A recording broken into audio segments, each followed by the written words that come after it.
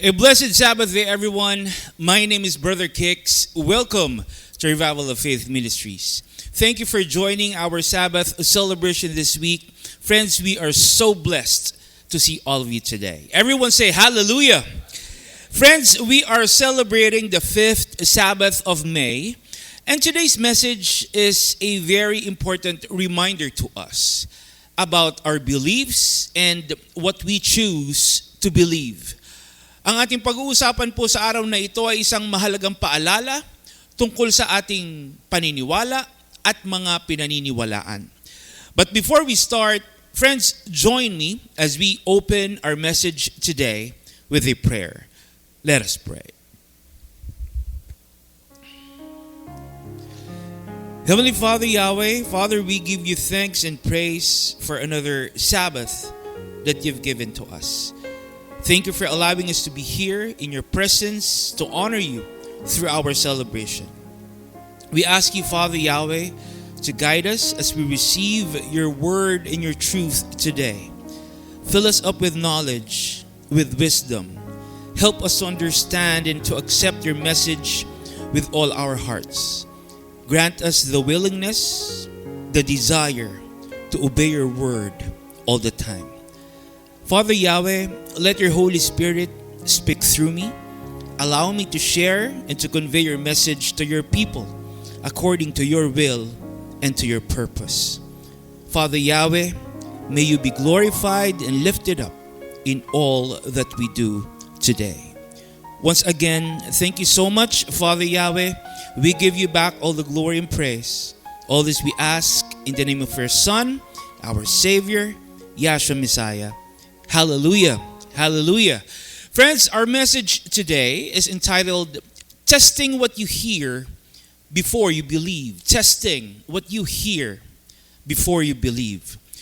Friends, a couple of Sabbaths ago, we heard about the importance of our beliefs and how it plays a crucial role when it comes to our faith and when it comes to our relationship with Abba Yahweh. Napag-aralan po natin yung kahalagahan ng ating paniniwala sa ating Amang Yahweh. Nadinig po natin na bilang mga mananampalataya, ang paniniwala sa ating Amang Yahweh ay mahalaga at kinakailangan. We must believe in Abba Yahweh. Ano po ang sabi sa Hebrews 11 verse 6? And without faith, it is impossible to please Yahweh, because anyone who comes to him must believe that he exists and that he rewards those who earnestly seek him. Ang sino mang humahanap, ang sino mang lumalapit sa ating Amang Yahweh ay dapat maniwala na siya ay totoo. Hallelujah! Dapat daw tayong maniwala na ang ating Amang Yahweh ay totoo. As followers, as believers, as we seek Abba Yahweh in our lives, it is imperative. It is essential to believe that Abba Yahweh is true, He is real, and He is alive. That's why Yahshua Himself said in John 14 verse 1, "Don't let your heart be troubled. Believe in Yahweh. Believe also in me."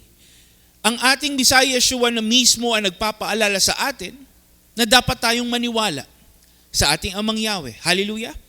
We are instructed by Yahshua Himself to believe in Abba Yahweh. You know why? Because believing in Abba Yahweh means putting our trust, putting our confidence in Him. Dahil sa paniniwala natin, nagtitiwala tayo, umaasa tayo sa ating Amang Yahweh. Nagtitiwala tayo sa Kanyang salita, nananalig tayo sa Kanyang mga pangako, umaasa tayo na siya ay kikilos para sa kabutihan natin dahil naniniwala tayo sa Kanya. You see, friends, believing in Abba Yahweh means accepting and adopting our new spiritual identity. Dahil sa paniniwala natin sa ating Amang Yahweh, nagkaroon tayo ng panibagong pagkakakilanlan na dapat nating maipakita, dapat nating isabuhay. Because of our beliefs, we have transitioned from being strangers to becoming part of Abba Yahweh's people. Hallelujah. Dahil sa paniniwala natin sa ating Amang Yahweh, naging bahagi tayo ng kanyang sambayanan. We have gone through spiritual rebirth.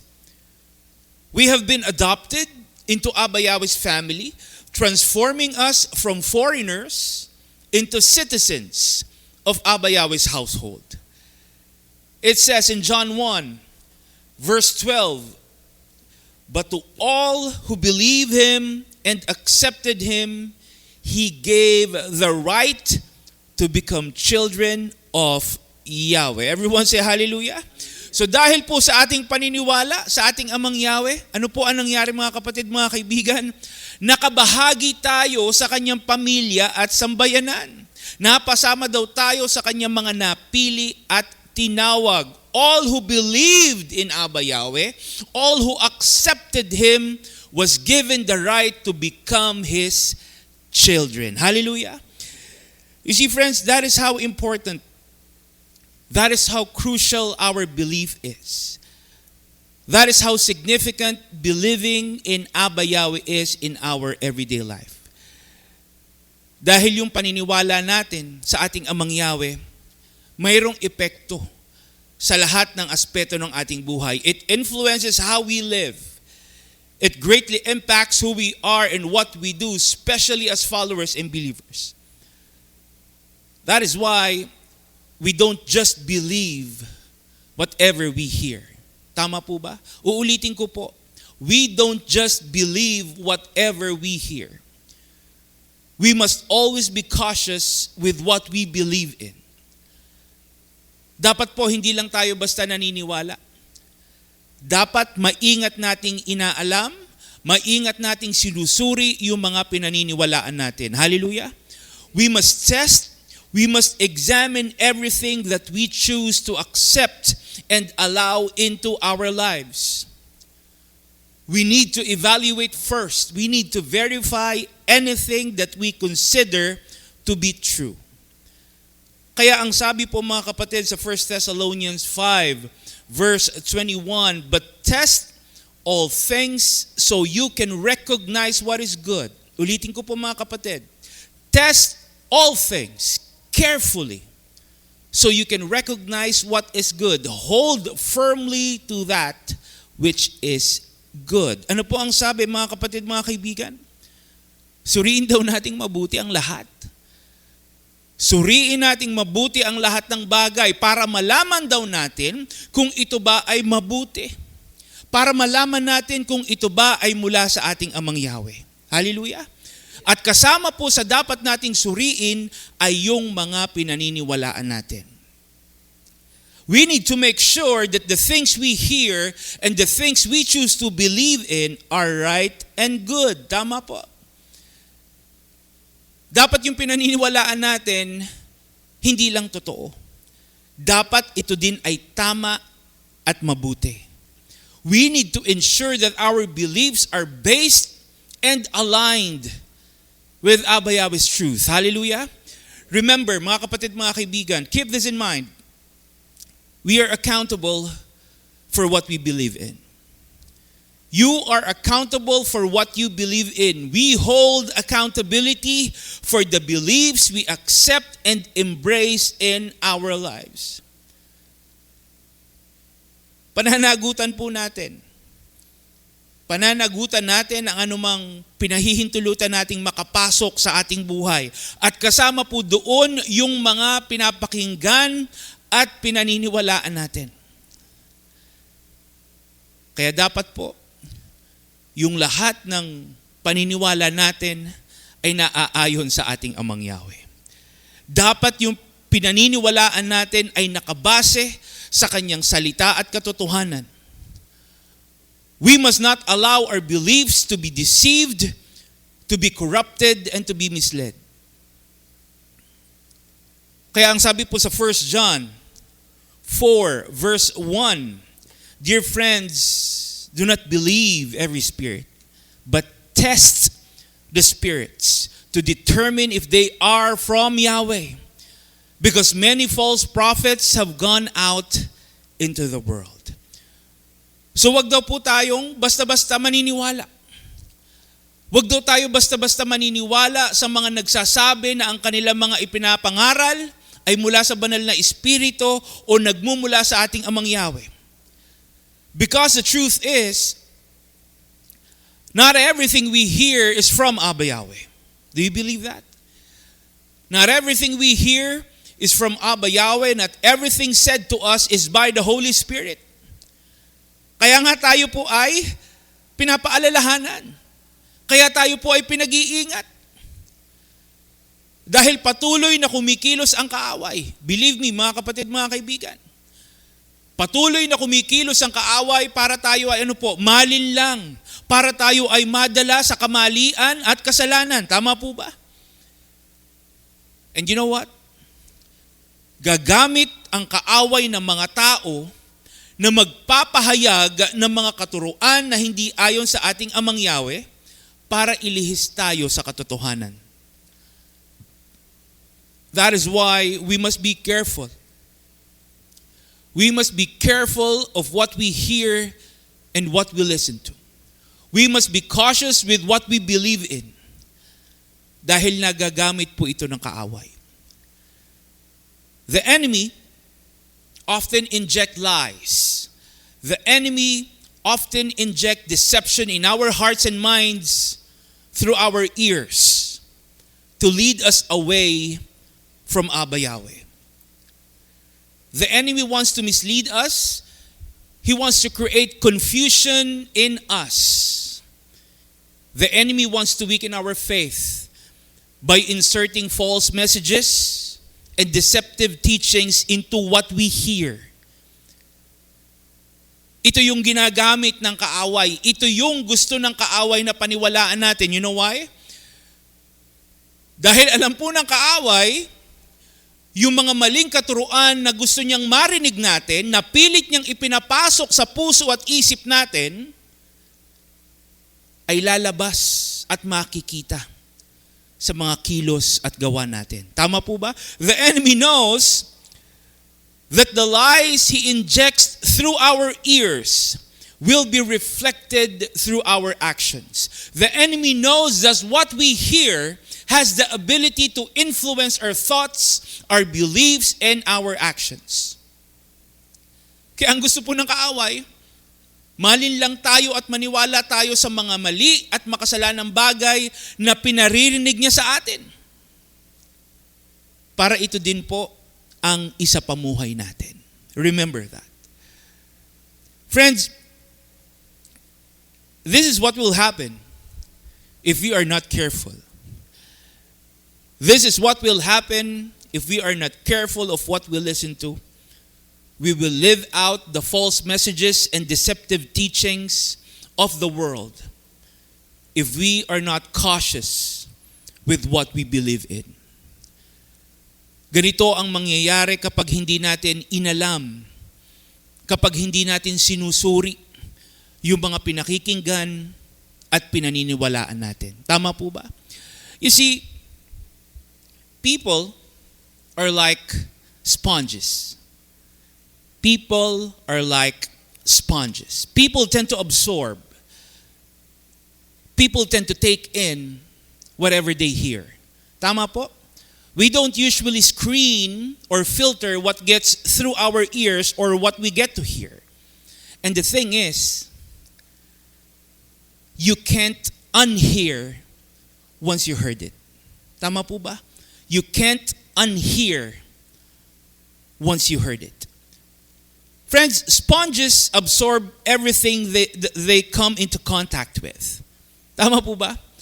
They absorb everything they come into contact with. Whether it's clean water or it's dirt, whether it's poison or medicine, it doesn't choose. It doesn't filter. It absorbs. Basta lahat ng kaya niyang i-absorb, tatanggapin niya. Ano man ito. Tama po ba? In the same way, parang ganun din tayo. Parang ganun din ang tao. Either good or bad, positive or negative, true or not. we tend to just absorb and take in everything we allow into our lives. Tama po ba? The kind words we hear, the attitudes, the behaviors we see, the influences that other people have on us, lahat po ito na-absorb at nakukuha natin. We tend to just soak up everything without filtering kung ito ba ay beneficial o kung ito ba ay harmful sa atin. Hindi natin nasasala, hindi natin nasusuri kung ano yung mga napapakinggan at pinaniniwalaan natin. That is why the more that we need to be mindful of what we expose ourselves to, the more that we need to be mindful of what we allow to influence our lives. Because not everything we hear is good for us. Tama? Not everything we believe is beneficial to us. Hindi po lahat ng naririnig at pinaniniwalaan natin mula sa paligid natin ay nakakabuti sa atin. Especially, we live in a world filled with damaging and harmful influences. Do you believe that? We live in a world filled with damaging and harmful influences, such as discouraging and hurtful words, false and deceitful information, dishonest and sinful thoughts, unpleasant and unkind opinions. Unfortunately, mga kapatid, mga kaibigan, we encounter all these different kinds of negativities every single day. Palagi tayong nakakarinig, nakaka-encounter ng mga ganito. Lagi tayong nakakarinig ng mga ganito kahit saan. Sa opisina man, sa mga katrabaho natin, sa eskwelahan, sa mga kaklase at kaibigan natin. Kahit sa loob mismo ng isang tahanan at ng pamilya, may mga ganito po. And all these negativities that we hear, that we absorb, has damaging and harmful effects on us. It can negatively affect our beliefs, our attitude, and behavior. It can negatively influence our words, our thoughts, our emotions, and of course, our actions. Unconsciously, we tend to imitate what we hear. Tama? We tend to imitate what we absorb. Ginagawa at ginagaya natin yung mga naririnig natin, lalo na po yung mga bata. Children tend to imitate and copy what they are shown and exposed to. And that includes what? The damaging and harmful influences they hear and they encounter every day. Do you believe that? Kaya makikita po natin, madaming mga bata ngayon, bata pa lang palaaway na. Walang galang, walang respeto, nagsasalita ng hindi tama at hindi maganda. Nagsisinungaling. Why? Dahil ito yung naririnig at ginagaya nila sa iba. Tama po ba? They hear, they see, they absorb, and they imitate. Dahil naniniwala sila na ito ay tama, ito ay mabuti, ito ay okay lang na ginagawa nila. Tandaan po natin mga kapatid, mga kaibigan, all these lies, all these deceits and negativities that the world is trying to inject in our hearts and minds will compromise how we live our lives, our overall well-being. Most of all, it will compromise our faith and obedience to Abba Yahweh. Tama po ba? Lahat po ito naaapektuhan. That is why we are reminded in Romans 12 verse 9, hate what is evil, hold on to what is good. Kasuklaman daw natin ang masama, panghawakan daw natin kung ano ang mabuti. Ibig sabihin, dapat ayawan natin, talikuran natin ang anumang uri ng kasamaan at sikapin natin na manatili tayo sa tama at mabuti. Hallelujah! We must cling to what is right. We must cling to what is good in the sight of Abba Yahweh and detest any form of evil and unrighteousness. At kasama po doon yung mga mali at mapanlinlang na katuruan ng sanlibutan.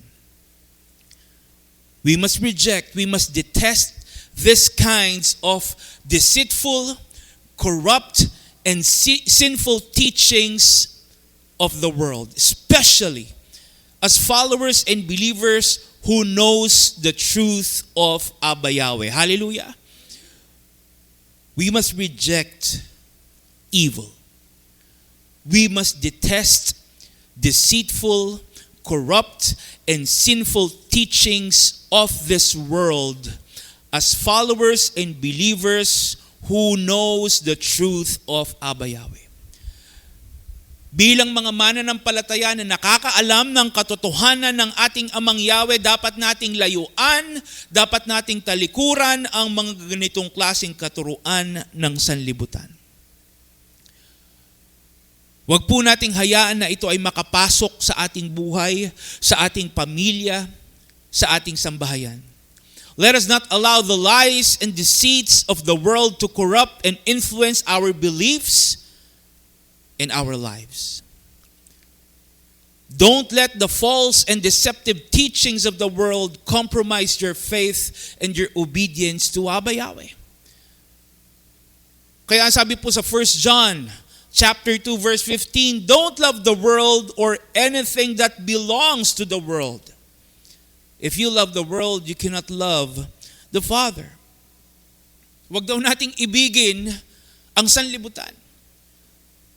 Huwag daw nating ibigin ang mga bagay na nagmumula sa sanlibutan. And that includes what? The lies and the deceits of this world.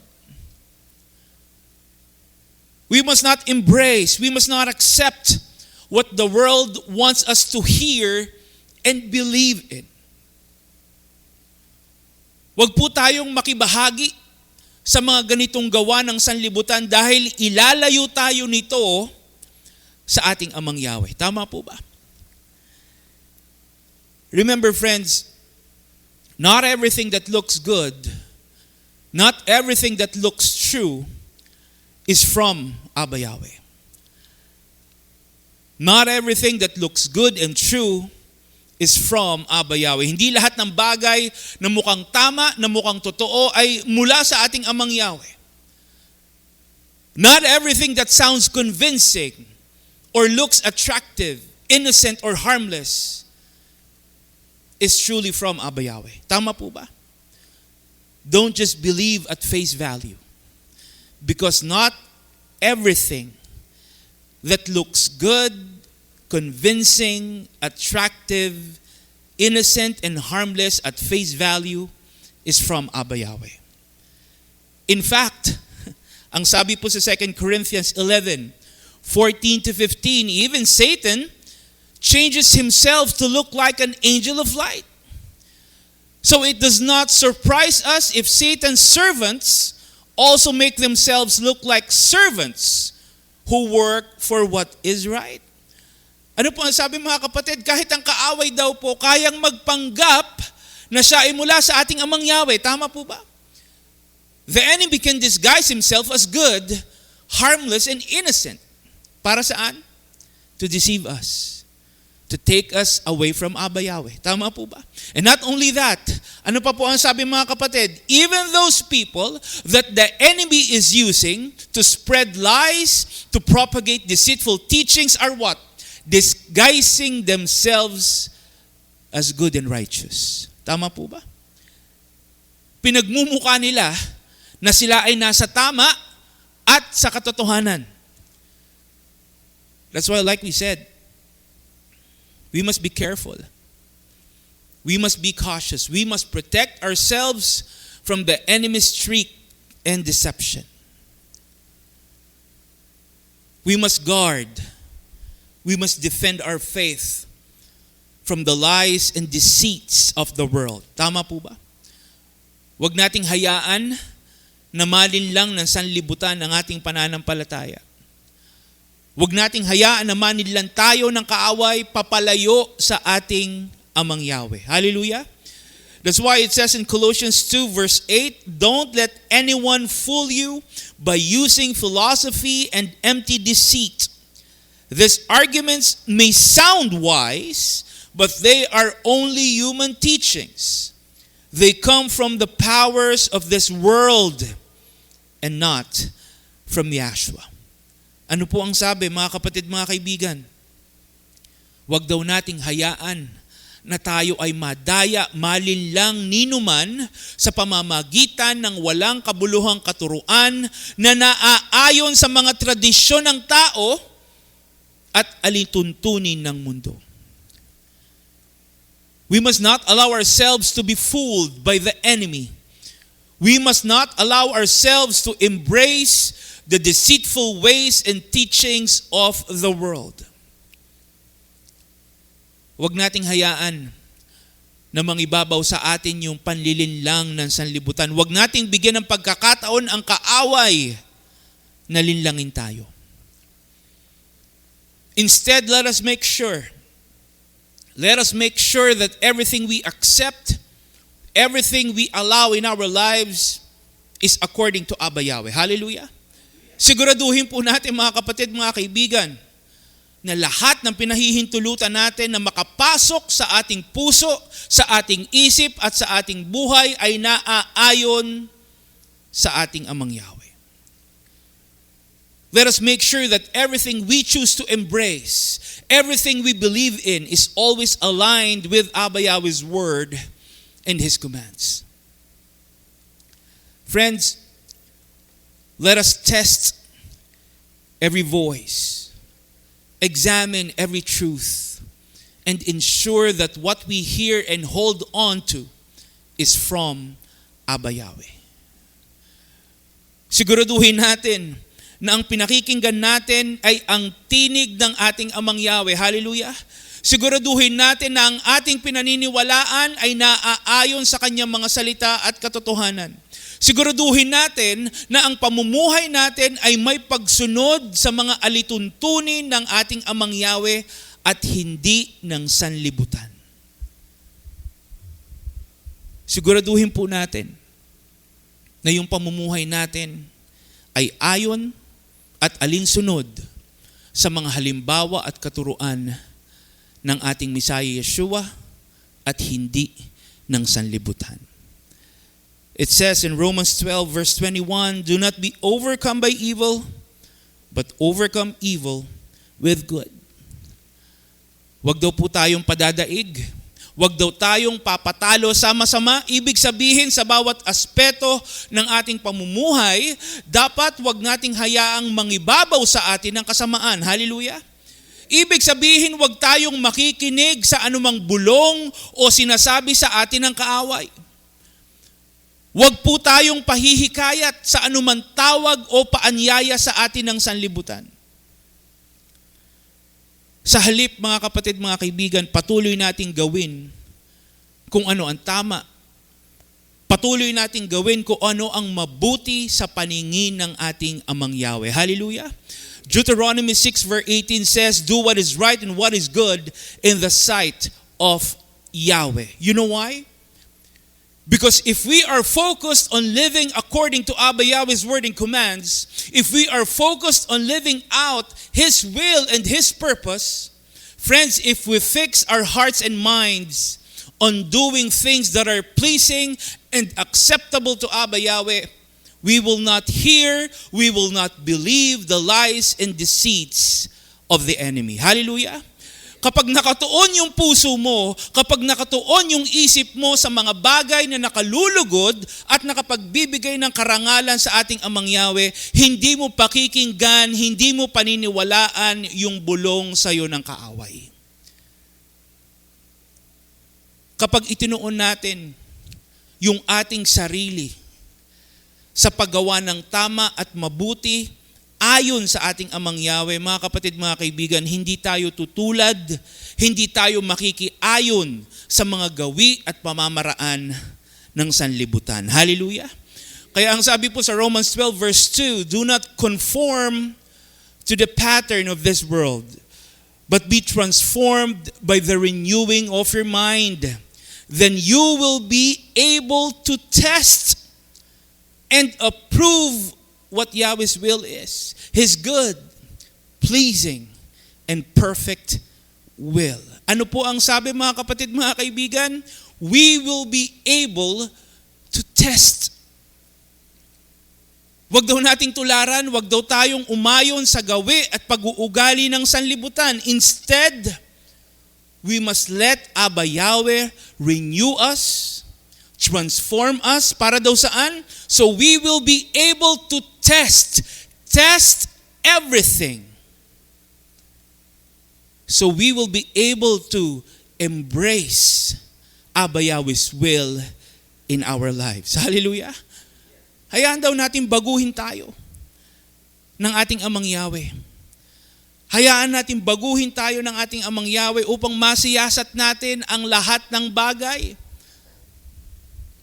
Para hindi tayo tumulad. Para hindi tayo makiayon sa sanlibutan.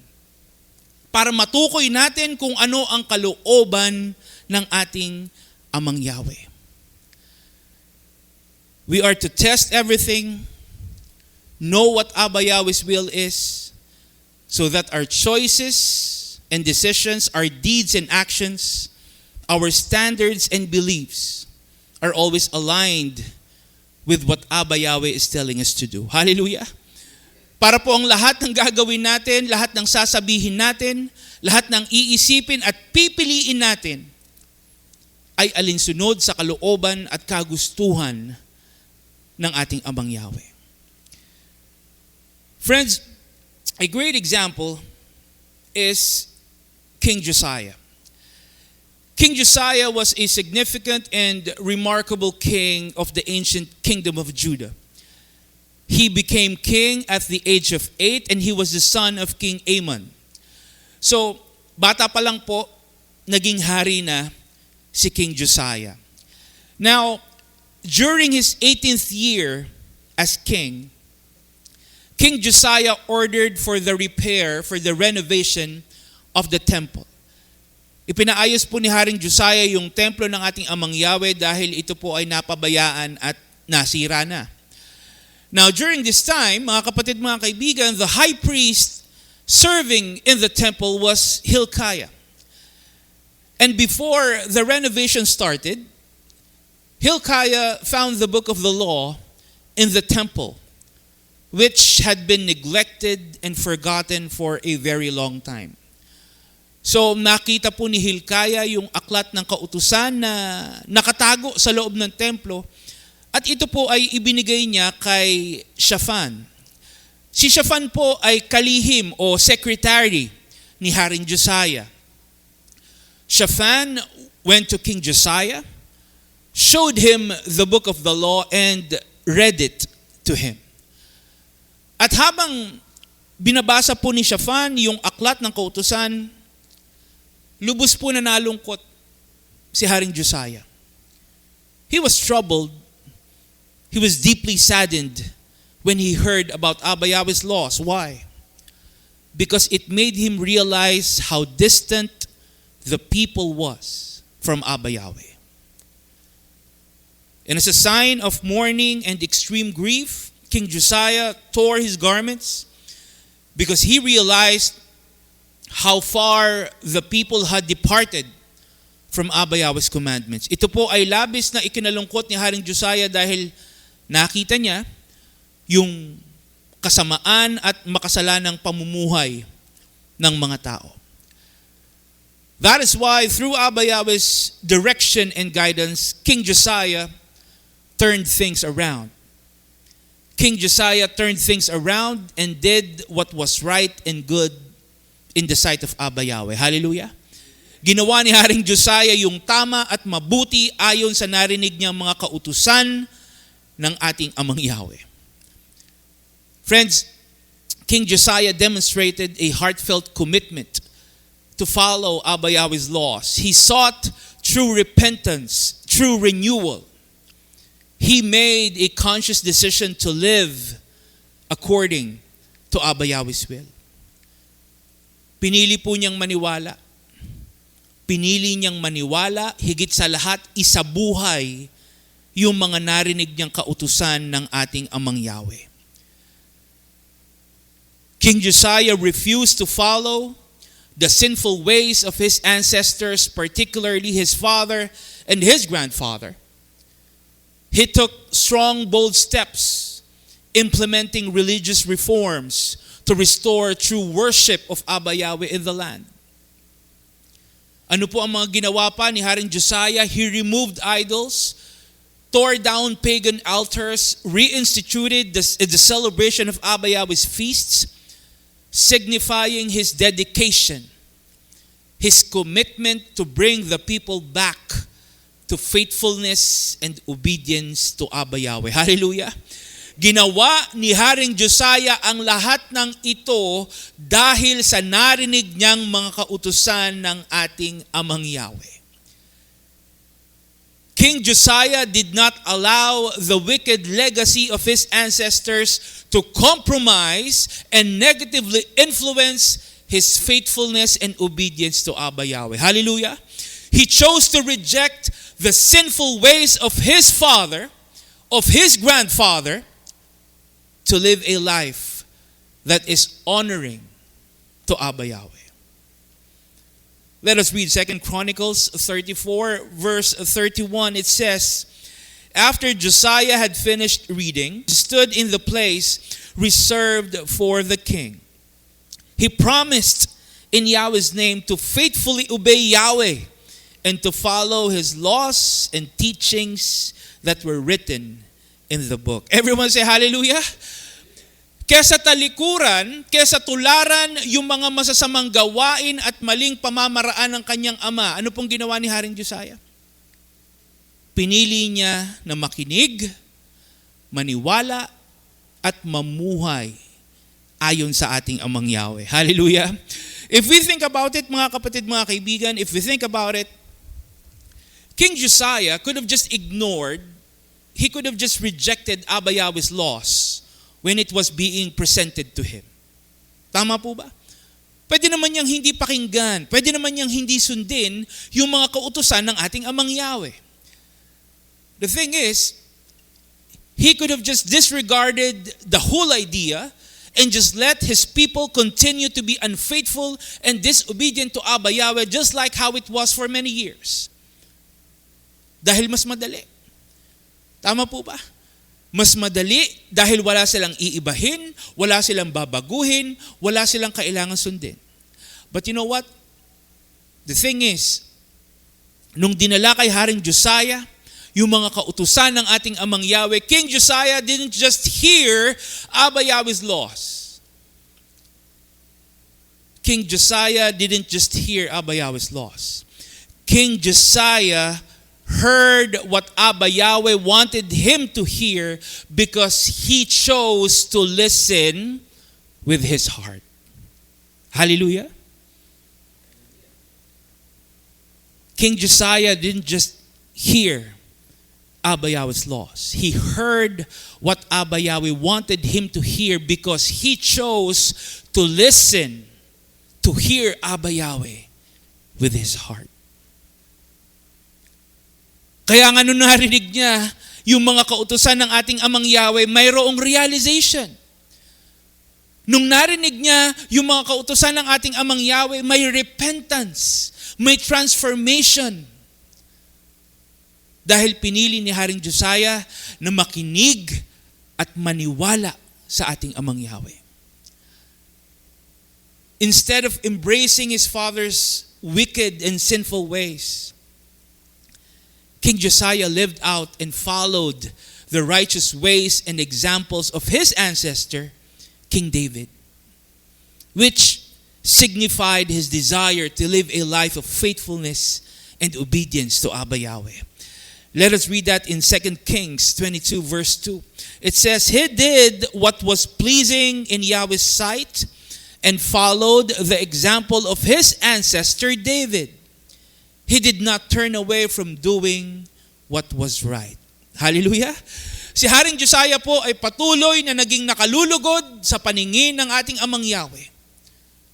Patuloy siyang namuhay ng may pagsunod sa ating Amang Yahweh. Hallelujah. And the truth is, mga kapatid, mga kaibigan, the truth is, kung kaya ni Haring Josiah, kaya din natin. Hallelujah. Ulitin po natin, mga kapatid, mga kaibigan, si Haring Josiah po ay patuloy na naging nakalulugod sa ating Amang Yahweh. Patuloy siyang namuhay ng may pagsunod sa ating Amang Yahweh. At kung kaya ni Haring Josiah, kaya din natin. With Abba Yahweh's guidance and direction, we will be able to do what is right and pleasing in the sight of Abba Yahweh. Hallelujah. We will be able to live a life of faithfulness and obedience to Abba Yahweh. Kung pipiliin natin. Tama? Kung pipiliin din nating makinig, maniwala, higit sa lahat sumunod sa ating Amang Yahweh. Hallelujah. You see, friends, through His laws and through His commands, Abba Yahweh was able to speak to King Josiah. Abba Yahweh spoke to King Josiah because King Josiah chose to listen. He was willing to hear Abba Yahweh. He was eager to know what was right and what was pleasing in the sight of Abba Yahweh. Kaya naman, mga kapatid, mga kaibigan, yung kagustuhan niya na makinig sa ating Amang Yahweh ay nagresulta saan? Sa kanyang pagsunod sa mga tuntunin at kautusan ng ating Amang Yahweh. Hallelujah! The thing is, when it comes to Abba Yahweh's laws and commands, we can say that we are no different from King Josiah. We're no different from him. You know why? Because we also know Abba Yahweh's laws and commands. Tama po ba? Alam din natin ang mga ito. As followers and believers, as children of Abba Yahweh, we are so blessed because through His powerful word, Abba Yahweh revealed His laws and commands to us. Hallelujah. Pinarinig at pinaalam na sa atin ng ating Amang Yahweh yung mga tuntunin niya, yung mga kautusan niya. Nalaman na natin kung ano yung tama at mabuti sa paningin ng ating Amang Yahweh. But the question is, are we also choosing to listen? Are we choosing to listen to what Abba Yahweh is telling us to do? Alam mo na nga yung mga kautusan niya. Alam mo nga kung ano yung tama at mabuti ayon sa Kanya. Pero, pinipili mo bang makinig? Pinipili mo bang maniwala at sumunod sa ating Amang Yahweh? Think about this, mga kapatid, mga kaibigan. Think about this. With everything that is going on in your life right now, with everything that is happening in your life, this very moment, sa pamilya mo, sa career mo, sa finances mo, sa health mo, sa relationships mo, sa choices and decisions mo sa buhay, do you have the willingness to listen to what Abba Yahweh is trying to tell you? Does your heart desire to really hear Abba Yahweh? Is your heart seeking? Is your heart longing to hear Abba Yahweh? O baka naman, hindi mo pinakikinggan ang ating Amang Yahweh dahil yung puso mo ay puno ng gulo at ingay ng sanlibutan. Maybe you can't hear what Abba Yahweh is telling you to do because your heart is too focused listening to your own thoughts and to your personal desires. Baka yung puso mo dun lang nakatuon sa mga pansarili mong kagustuhan. Kaya hindi mo na napapakinggan yung mga sinasabi sa'yo ng ating Amang Yahweh. Remember, friends, Abba Yahweh told us to do what is right and what is pleasing to Him. He told us to walk in faith. He commanded us to live a life of obedience to Him. Pero bakit hindi mo nagagawa? Ask yourself, bakit hindi mo nagagawa? Because your heart is not willing to listen. to Abba Yahweh. Your heart is not eager to hear, to believe, and to obey what Abba Yahweh wants you to do. Kaya nagtataka ka, nagtatanong ka, bakit parang walang direksyon yung buhay mo? Nagtataka ka, parang walang pagbabago, walang pag-unlad, walang pag-usad yung buhay mo. You've been asking why you feel lost. You are asking why you feel so confused, you're uncertain and unclear. You've been thinking why your life has no direction and no purpose. Ayaw mong pakinggan eh. Ayaw mong pakinggan yung nagbibigay ng direksyon sa buhay mo. Binabaliwala mo yung mga sinasabi sa'yo nung nagbibigay sa'yo ng layunin sa buhay mo. You feel lost. Your life has no direction. Your life has no purpose because your heart is not seeking and longing to hear Abba Yahweh. Remember, friends, when you choose not to listen to Abba Yahweh, you are not just ignoring what He is trying to say to you. You are also rejecting His ways, His guidance, His leading, and His direction. So hindi lang si Amang Yahweh ang inaayawan mo. Inaayawan mo din yung gabay, yung patnubay at pagkilos niya sa buhay mo. Tama po ba? That's why remember this, friends. A genuine desire to hear Abba Yahweh comes from a heart that is willing and eager to listen to Him. Kaya sana po mga kapatid, mga kaibigan, ganito ang makita ng ating Amang Yahweh sa puso natin. Yung tunay na kagustuhan na makinig, maniwala at sumunod sa Kanyang mga salita at kautusan. Sana po makita sa atin ng ating Amang Yahweh na pinipili natin siyang pakinggan. Hallelujah. Remember, after Abba Yahweh's laws and commands were presented to King Josiah, he had a choice. I believe that after Abba Yahweh's laws and commands were presented to King Josiah, he had a choice. He had a choice kung makikinig ba siya at maniniwala ba siya sa ating Amang Yahweh o hindi. And King Josiah did what was right and chose Abba Yahweh. Hallelujah. And I hope and pray, mga kapatid, mga kaibigan, I hope and pray that we will also do the same. That despite the noise and distraction from this world, we will choose to listen to Abba Yahweh's voice. Gaano man kagulo, gaano man kaingay ang mundo, sana po ay piliin nating hanapin at pakinggan ang tinig ng ating Amang Yahweh. Hallelujah. Because Abba Yahweh is always speaking to us. Whether you believe it or not, Abba Yahweh is always speaking to us. Palaging nangungusap sa atin ang ating Amang Yahweh. Hallelujah. He communicates with us through His Word, through His laws and commands, through the Holy Spirit, through prayer, even through other people, and through our circumstances. Lahat po ito ginagamit ng ating Amang Yahweh bilang Kanyang tinig upang mangusap sa atin. And Abba Yahweh wants us to listen. He wants us to hear His voice. Do you believe that? He wants us to listen to His voice.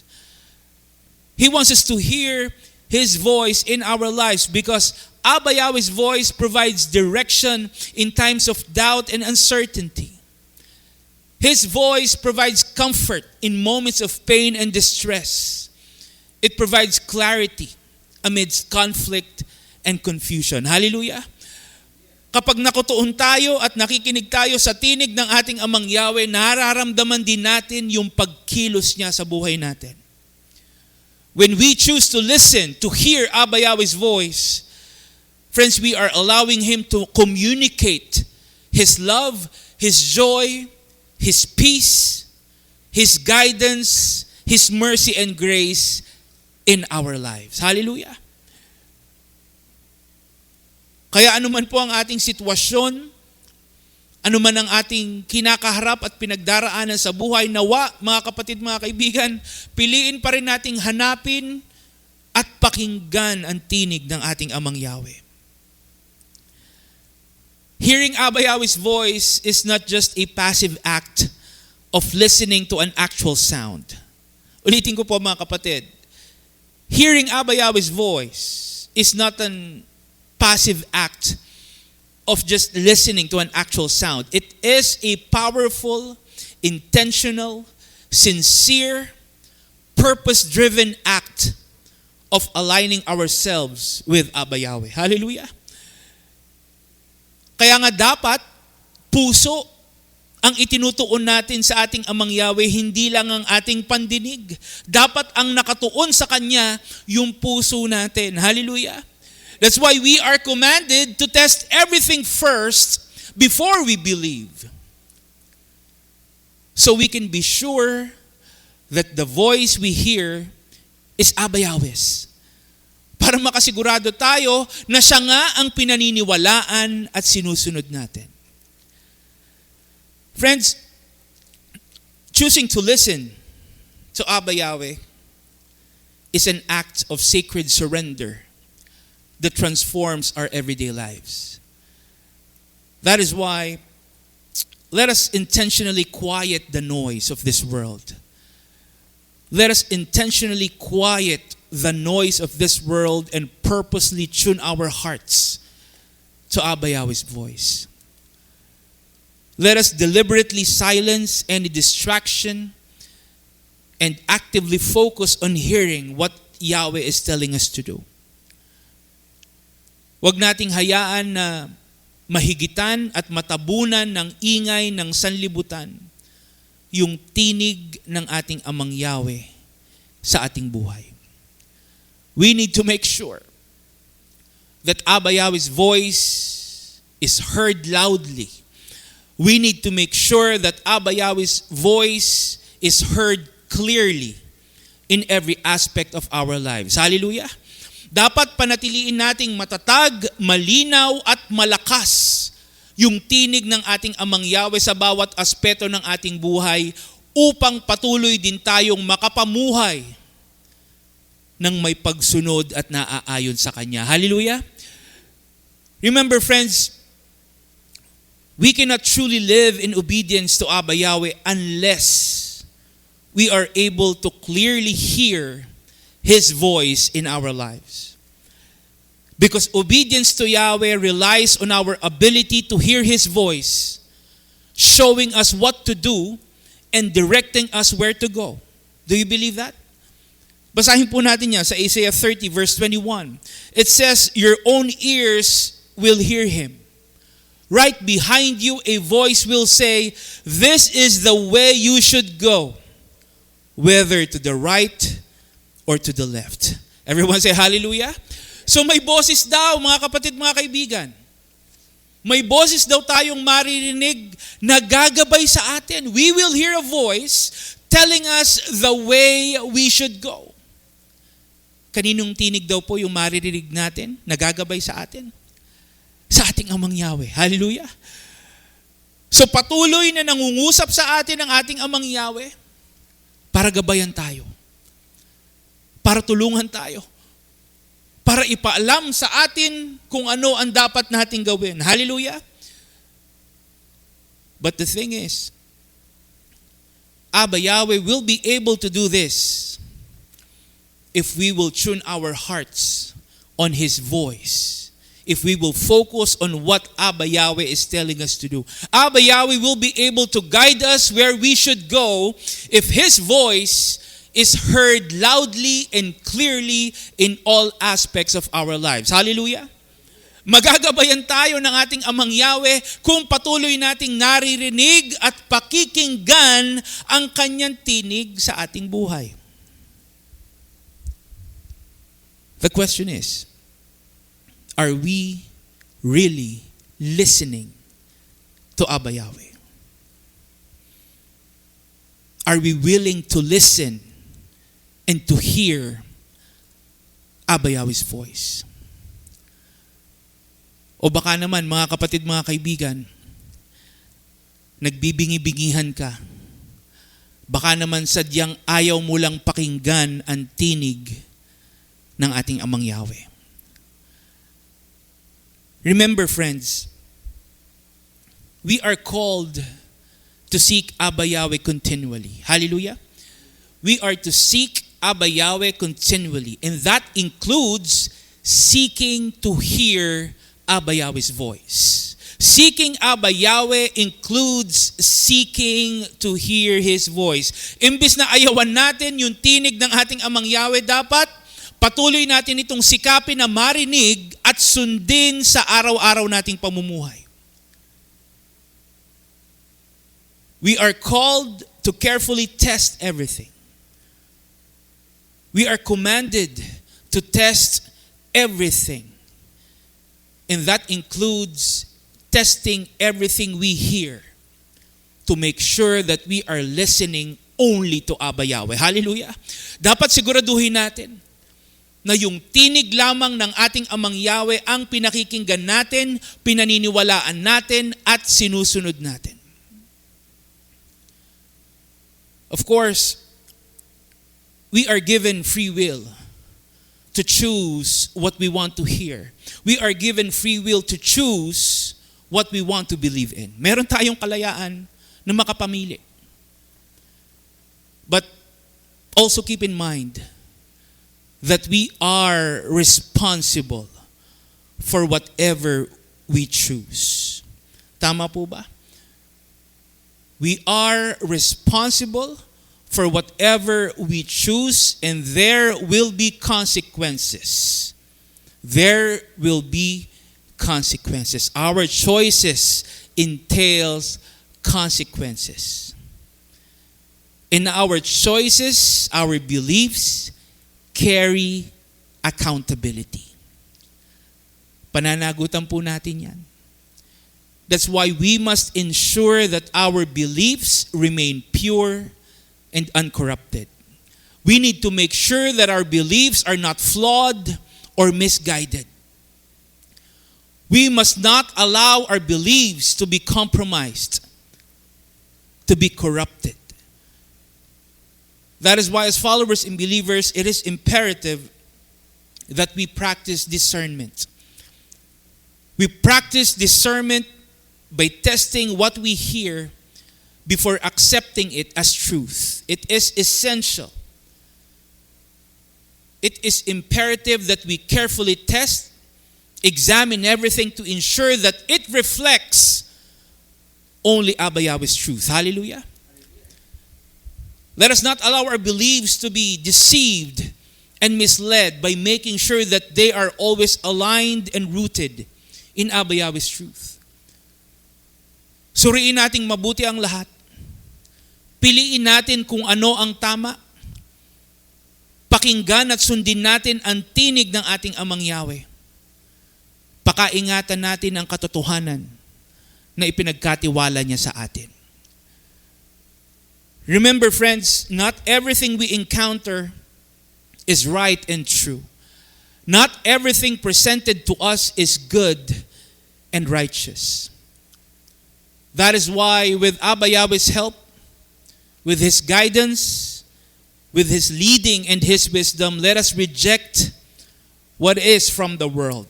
Reject what is from the world. And let us hold firmly to what is pleasing and acceptable to Abba Yahweh. Let us embrace what is aligned and conforming to His laws and commands. Let us identify and accept what signifies Abba Yahweh's truth in our lives. Hallelujah. For our closing passage, It says in Proverbs 4, verse 20, "My child, pay attention to what I say. Listen to my words." Everyone say hallelujah. That's why today, friends, I encourage all of you to test, verify, and seek Abba Yahweh's voice in all things. Be careful what you listen to. Be wise what you believe in. Always be discerning and choose Abba Yahweh all the time. Everyone say hallelujah. Friends, at this point, I'd like to invite you once again to join me in prayer as we give thanks and praise to our Almighty Father Yahweh. Let us pray. Heavenly Father Yahweh, we thank and praise you once again for this wonderful Sabbath day.